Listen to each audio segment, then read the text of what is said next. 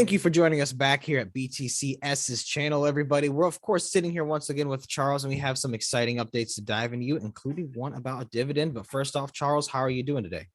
I'm good, thanks. Appreciate being on again.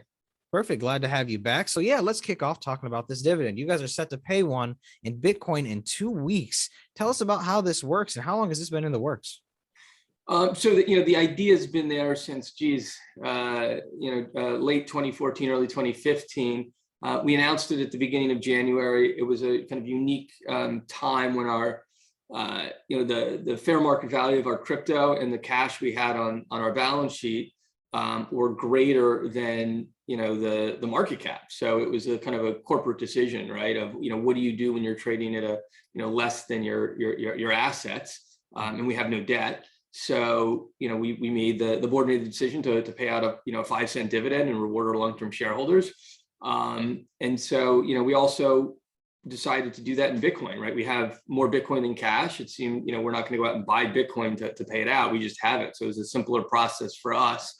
And so that's something we announced. We left plenty of time for investors to move their shares over to our transfer agent to kind of go through the process. And so, we just put out a reminder press release that if anyone's interested, they should follow that process, prior to the ex-dividend date of March 16th, and then the record date's the 17th. So. Yeah, fair enough. And this is not a common thing right now to actually pay it in Bitcoin. And so how would people go about receiving this? Do you have any tips for that? Yeah, so I wish it was a little bit more of a simpler process. Unfortunately, we don't control how the securities market works, though it does kind of highlight some of the inefficiencies in the market. And, I think there's some ways to address this in the future to make it a more seamless process, and something we're looking at. But basically, if you hold shares of your brokerage account, you need to move them to our transfer agent, and every public company has a transfer agent, right? And so you instruct them to do that.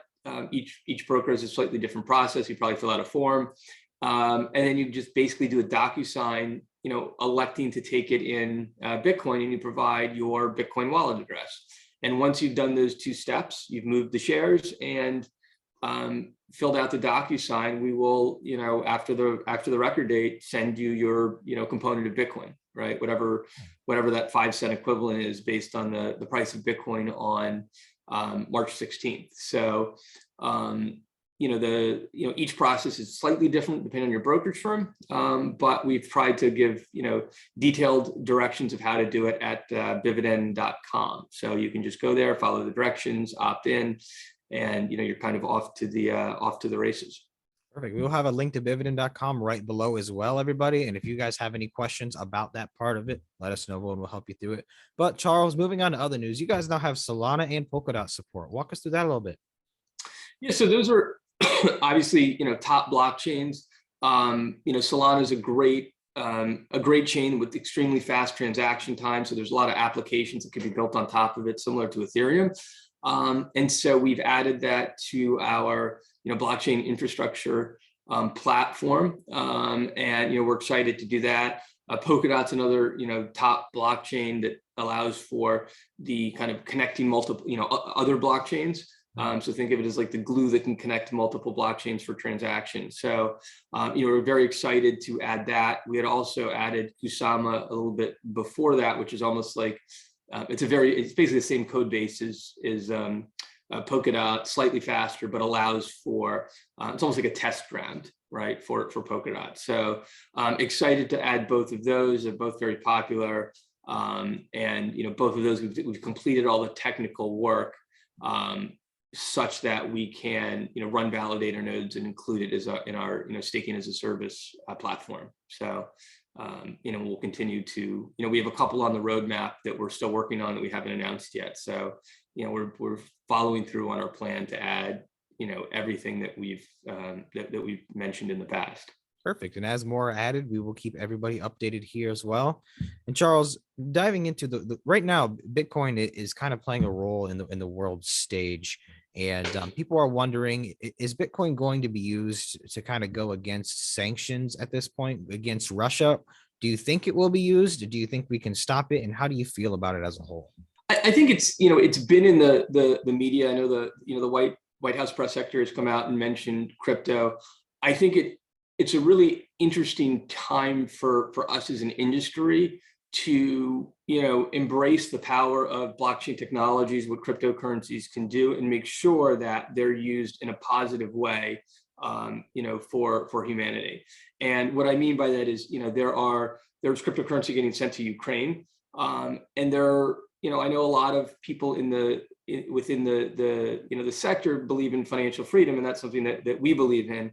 But, you know, freedom, you know, there's a cost to that, right? And I think making sure that the gatekeepers, right, the exchanges, the lawyers, the you know, the programmers, make sure that as we build out blockchain solutions, we allow for, you know, compliance, right? We allow for a way to protect ourselves from you know, dictators using the technology, you know, against, you know, a peaceful world. So I think there's a role for crypto to play.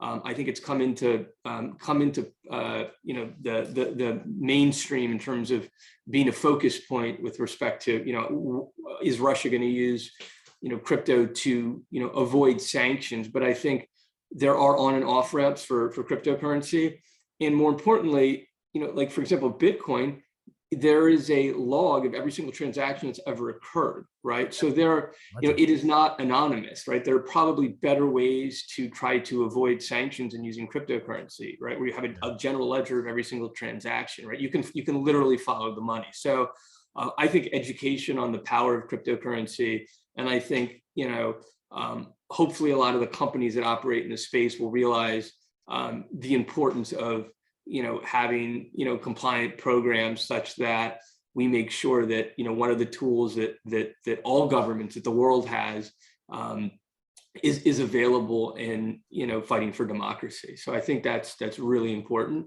And just, you know, my hope is that as regulators look at this, they understand the power of the technology, they understand how it can be a benefit and not harm or be a tool for, you know, illicit use or sanctioned, you know, sanctioned persons. So we'll see how that evolves. You know, from a company perspective, you know, BTCS, we're very focused on having a highly compliant product as we move into, you know, our staking. We've gone to great lengths to make sure that we're going to take the right steps to offer a product in a way that is, you know, both good for humanity and compliant with all appropriate rules.